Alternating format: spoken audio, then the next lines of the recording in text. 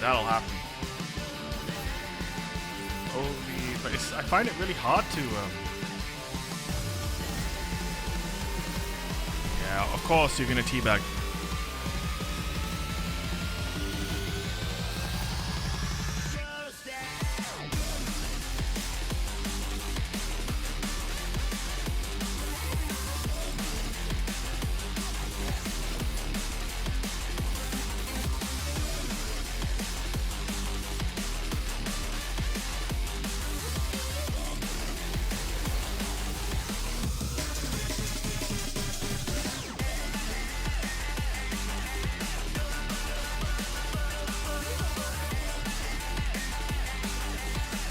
Giddy up, Guardians, it's time. We're going to be absolute donkeys in this video, so prepare yourselves. And if you could do me one big favor, massive favor for your boy here, just smash a like on this video and subscribe.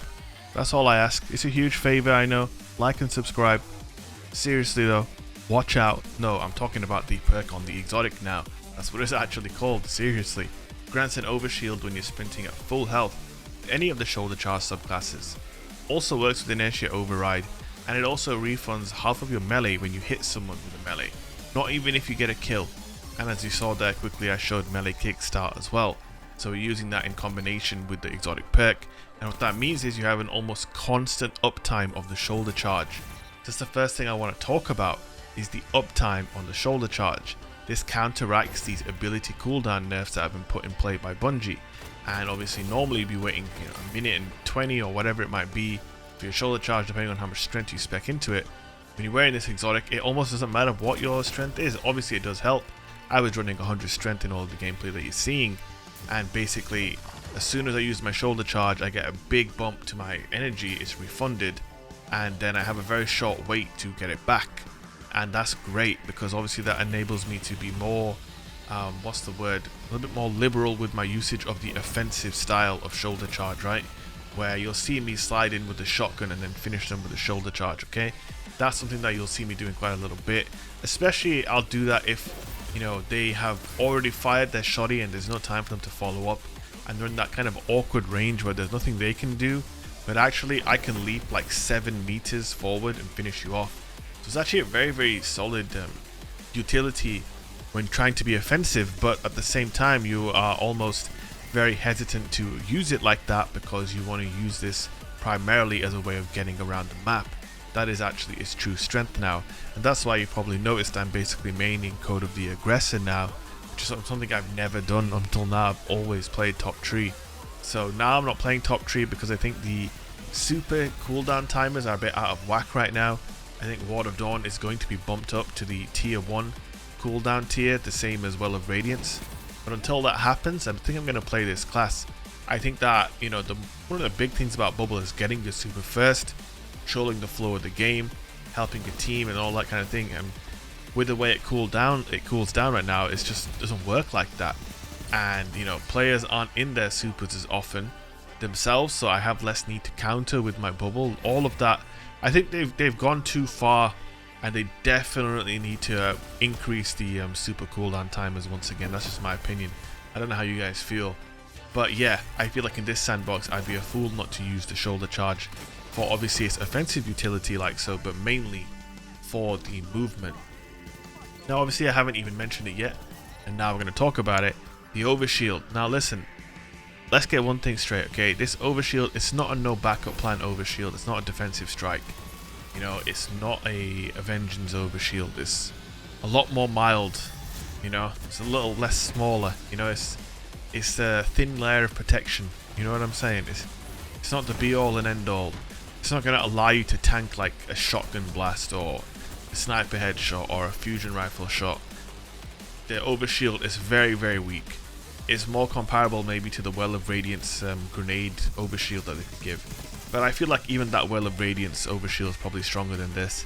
It's kind of hard to measure exactly how much it is. I tried looking as well to see if anybody else has calculated the damage. I can't find any resource on it. So if you know exactly how much HP it gives, drop it down below in the comment section. But the point I'm making here is that don't expect to use this in a way that's going to allow you to just, BS your opponent. It's not going to work like that. The better way to use this is just play your natural game, You know, traverse around the map like a merry old donkey with your shoulder charge, and as you're doing it and as you're sprinting around, you've just got a little bit of protection that's going to help you.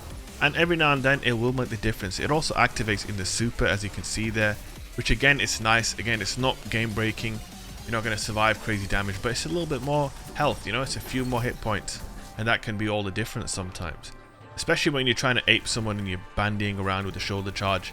You know, the damage that you take, or you would have taken to your actual health bar, is replaced by the damage you've taken, you know, to the overshield if someone's spraying you with a pulse or something at distance, or putting a hand cannon shot into you.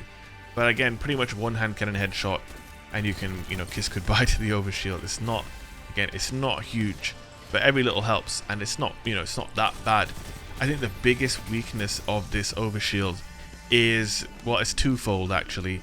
First of all, it's the fact that you need to be full health in order for it to start building up, and the second part is just the way it builds up. It's pretty slow, and I honestly, I feel like maybe the thing is, I kind of understand Bungie's point of view, or their position, in the sense that if you make this too good, it's ridiculous, because it's an overshield on demand, more or less. And obviously, you know, you're sprinting around as well and running at people. So if you guys remember Juggernaut from Destiny 1, it could end up being like that, where people are just sprinting at you and they're hard to kill. So there's a very, very fine line here with this exotic, and I think making it too strong in terms of the overshield itself could be problematic. But I think maybe making the activation quicker but keeping the damage, or the, you know, the strength of the overshield as it is, that could be decent though. You know, or allow the overshield to last whilst you engage in combat, because as soon as you end your sprint and start sliding or doing anything, the overshield will disappear. If you really want to ape someone, the best way to do it with this is actually to just jump at them, because as you're sprinting and jumping and using your Titan strafe or whatever you're using, the overshield doesn't disappear. So that's just a little tip there at the end, if you really want to be a donkey and ape with this exotic. But yeah, that's it guys, the Mk.44 Stand Asides. I hope you enjoyed the video. If you did, drop a like, comment, subscribe, and come over to the Twitch channel where I stream almost daily, twitch.tv/shake. Much love, peace out.